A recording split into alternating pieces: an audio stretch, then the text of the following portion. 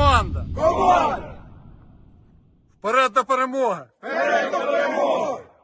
Слава Україні! Героям слава! Situasi perang Rusia-Ukraina mewakili dua peristiwa kontradiksi yang terus berkembang. Bagaimanapun, keunggulan di kubu Rusia senantiasa mewarnai lini masa, sementara Ukraina di sisi lain mengalami kesulitan yang juga dilaporkan. Kini, Rusia mengalami peningkatan moral yang signifikan dengan semakin banyaknya orang yang bergabung dan menandatangani kontrak dengan militer. Lalu bagaimana dengan Ukraina? Faktanya, situasi di Ukraina menandai situasi kritis di mana kekurangan tentara pada posisi garis depan ada sebagai bagiannya.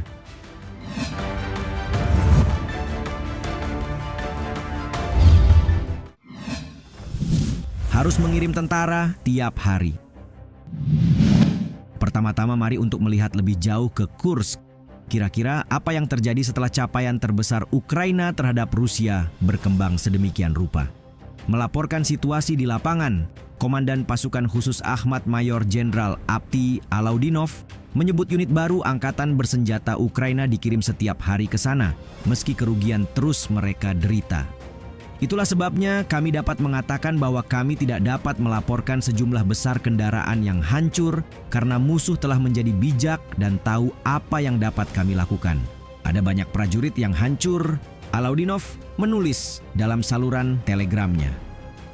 Mengutip TASS, Alaudinov mengonfirmasi tentang musuh yang menderita kerugian besar di beberapa daerah pada siang hari.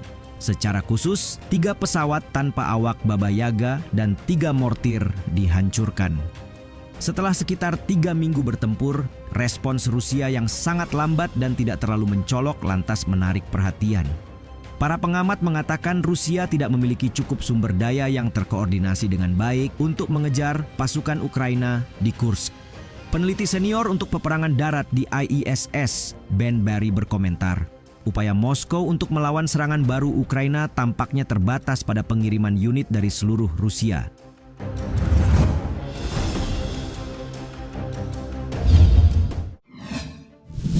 Pasukan ke Kursk, wilayah lain jadi rentan.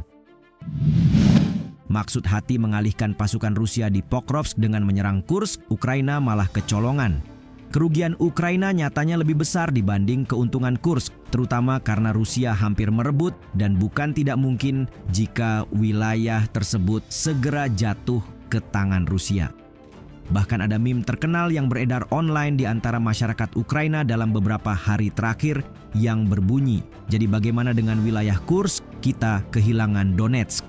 Svitlana Menyailo, seorang penjahit dari kota Pokrovsk yang terkepung di wilayah Ukraina Timur Donetsk, mengatakan kepada Al Jazeera bahwa ia tidak ingin mendengar sepatah kata pun tentang keberhasilan pasukan Ukraina di wilayah Rusia Barat itu. Sebab menurutnya, kehadiran pasukan Ukraina di sana terasa seperti pengkhianatan. Hal ini sejalan dengan pendapat para analis yang menyebut pengalihan pasukan Ukraina untuk serangan ke Kursk setiap hari telah membuat sebagian Donetsk rentan. Peneliti di Universitas Bremen, Jerman, Nikolai Mitrokhin mengatakan masing-masing operasi berkembang dalam realitas paralel. Meskipun ada sedikit keberhasilan di Kursk dalam 2 minggu terakhir, katanya menambahkan, tujuan selanjutnya tidak sepenuhnya dapat dipahami. Padahal, Rusia hanya memindahkan sejumlah kecil pasukan dari garis depan Ukraina ke Kursk, menambahnya dengan wajib militer yang hampir tidak terlatih, serta prajurit etnis Chechnya dengan pengalaman medan perang yang cukup.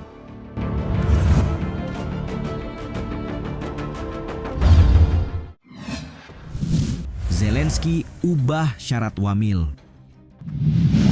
Berdasarkan langkah inisiasi atas berkurangnya jumlah tentara karena hampir semuanya fokus di Kursk, Presiden Zelensky kemudian dilaporkan menciptakan aturan untuk menghadapi krisis yang terjadi.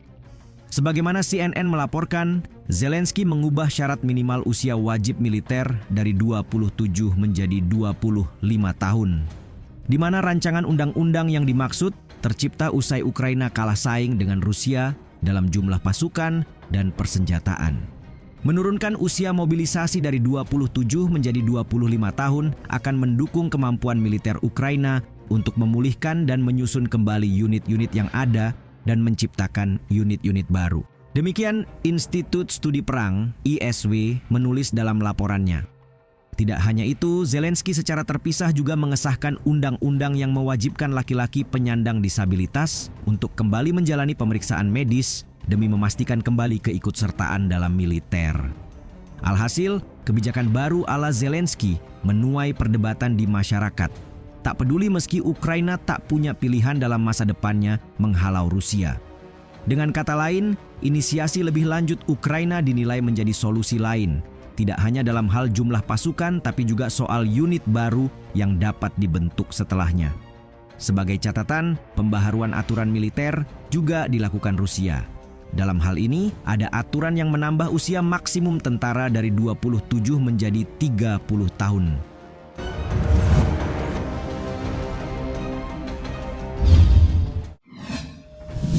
Rusia dapat tambahan 190.000 prajurit.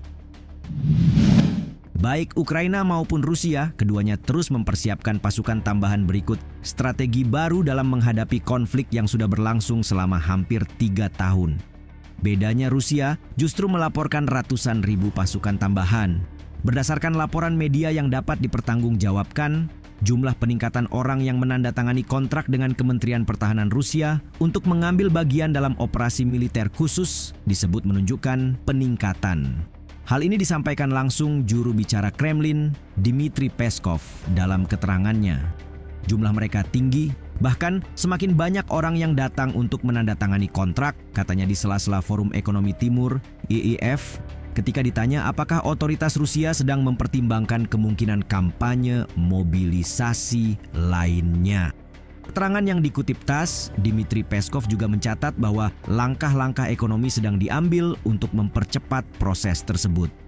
Wakil Ketua Dewan Keamanan Rusia, Dmitry Medvedev, memang pernah mengatakan bahwa sekitar 190.000 warga negara Rusia telah menandatangani kontrak untuk dinas militer pada bulan Juli, terhitung sejak awal tahun 2024.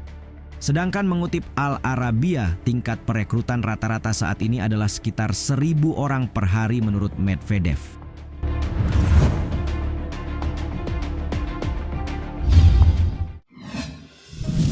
Putin ejek Zelensky seperti alien. Tidak hanya membanggakan keberhasilan dalam medan perang, seolah sengaja Putin sekalian memantik reaksi musuhnya dengan menyebut Zelensky seperti alien. Berbicara dalam sesi Pleno Forum Ekonomi Timur, IIF, pada Kamis, Putin yang saat itu merefleksikan ingatannya, menyebut Moskow dan Kiev pada dasarnya telah mencapai kesepakatan damai sejak awal konflik. Namun upaya tersebut digagalkan oleh intervensi Barat yang menurut hematnya mendambakan kekalahan strategis Rusia dalam agenda tersembunyi. Perilaku Kiev, kata Putin lebih jauh, menimbulkan kecurigaan dalam situasi ini. Saya terkadang mendapat kesan bahwa mereka yang memerintah Ukraina seperti alien atau orang asing. Alasannya, Zelensky disebut tidak berpikir banyak bahkan setelah kerugian besar di kubu sendiri. Saya bahkan tidak dapat membayangkan apa yang akan mereka lakukan selanjutnya, katanya melanjutkan. Menurut sang presiden, satu-satunya pilihan yang tersisa bagi Kiev adalah menurunkan usia wajib militer maksimum sekali lagi. Ia kemudian menyebutnya sebagai perekrutan anak-anak dan membandingkannya dengan langkah Nazi Jerman di masa lalu. Akan tetapi, ini tetap saja dianggap tidak menyelesaikan masalah. Pada bulan Juni, Putin memperkirakan kerugian Ukraina di medan perang mencapai sekitar 50.000 anggota militer per bulan.